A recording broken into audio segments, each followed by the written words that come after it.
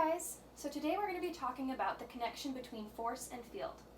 So what is an electric field? Well, around every point charge, whether positive or negative, there exists an electric field that surrounds it and radiates out of it.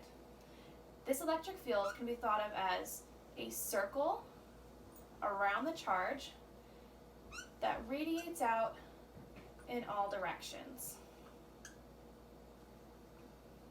For negative charges, the circles still exist, even if they're not perfect, but the charge, or the field, radiates inward. Now, stronger charges will typically have more arrows around them, indicating that it's a stronger field. When these fields interact with other charges, a force is generated between them. This force can be repulsive, as in the case of similar charges, which we can see when they interact, they hit each other, and then that causes the electrical charges to bounce away from each other. This is a repulsive force. When the charges are opposite, such as positive and negative, this is an attractive force, and the force will end up going in this direction. And these forces will go away from each other.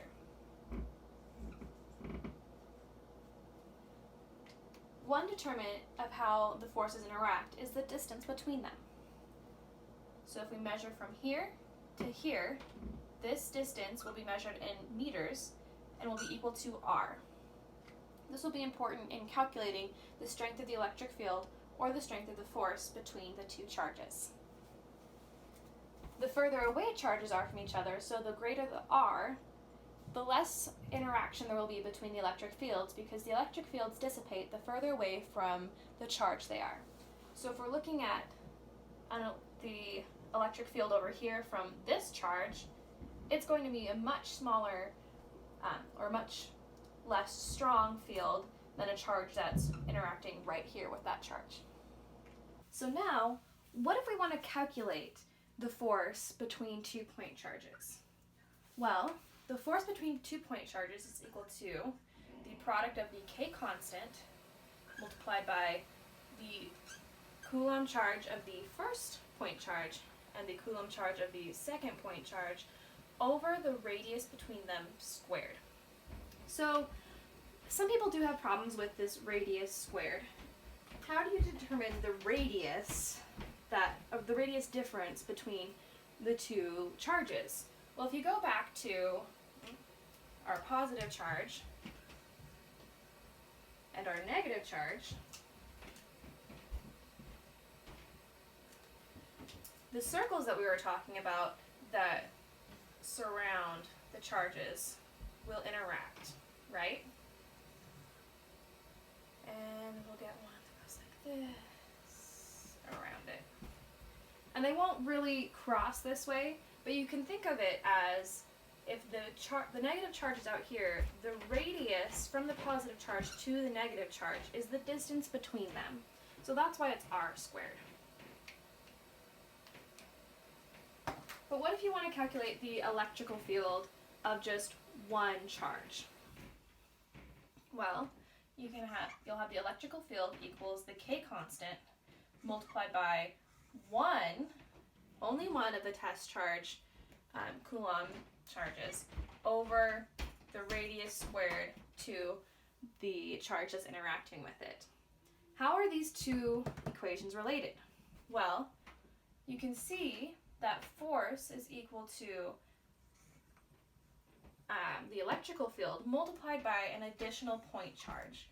Or, in other words, the electrical field is equal to the force between the two charges over one of the point charges. And that point charge is up to you.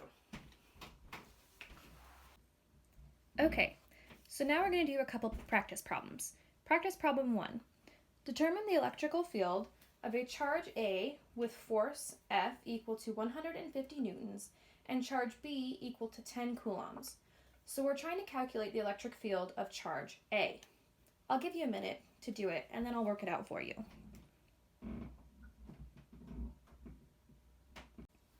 Okay, so let's first start by writing what we know and what we don't know. We know that the force between the two charges is equal to 150 newtons. We know that the point charge of B is equal to 10 coulombs. And what are unknown? We're looking for the electrical field on A. So let's look at our equation. We know that F is equal to electrical field multiplied by a point charge. So if we rearrange this and divide by Q on both sides, we have electric field is equal to force over a point charge. Well, we have a force and we have a point charge, so we can now determine E. So if we looked over here, we have E of A is equal to 150 newtons over 10 coulombs, which is equal to 15 Newton coulombs, which is equal to the electric field of A. Electric field is going to be in units of newtons per coulomb. Force is always going to be in newtons, and charges are going to be in coulombs. So we know that we have the right units, and 150 divided by 10, you just cross out the zeros, and you get 15 divided by 1, which is 15. So that's practice problem 1.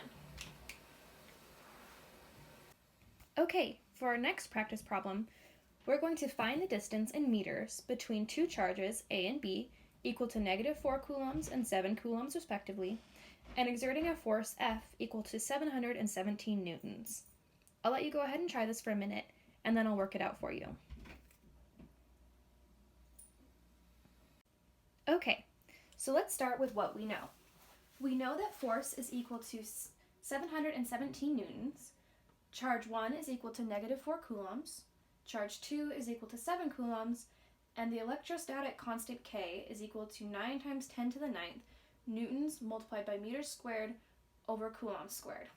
Because this is a constant, you don't need to memorize it. Most, if not all, formula sheets that you'll have to work with will have the K constant listed for you. Our unknown is R in meters, which is perfect because the K constant has the meters squared unit in it already. So, how are we going to work this out? Well, let's start with our equation of force. Force is equal to the K constant multiplied by the absolute value of Q1 multiplied by Q2 over R squared. Well, we have our force, we have the K, we have Q1 and Q2, so we can easily find R squared. Let's rearrange this just a little bit. If we multiply R squared on both sides and divide by force,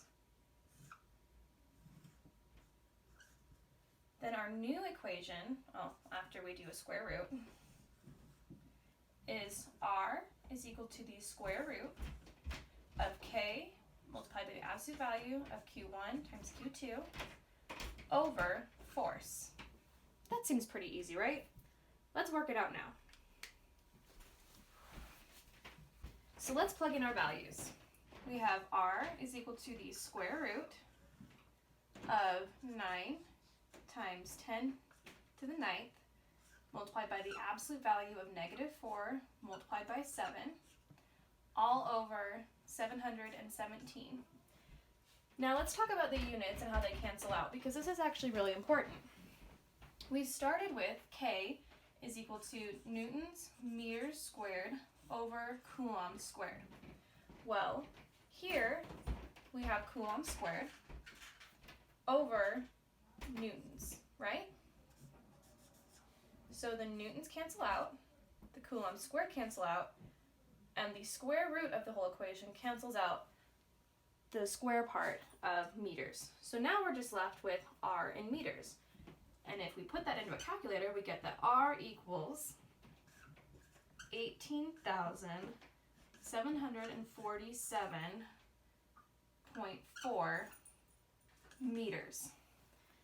That's a pretty big distance between the two charges, but you can see how manipulating the equations can get you multiple parts of your answer if you don't know certain parts of the equation. Okay, let's review what we learned. So we learned that all charges, regardless of whether they're positive or negative, have an electric field, E, surrounding them. When fields interact, a force, F, is generated between them, and this force can be repulsive if the charges are similar, or attractive if the charges are opposite. Our equations for calculating force and electric field are as follows.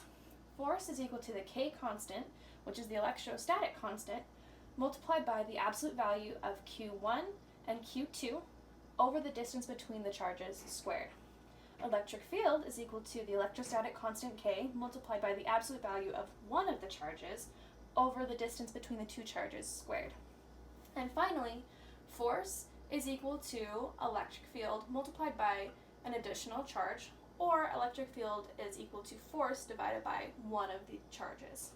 I hope that helps you better understand the connection between force and field.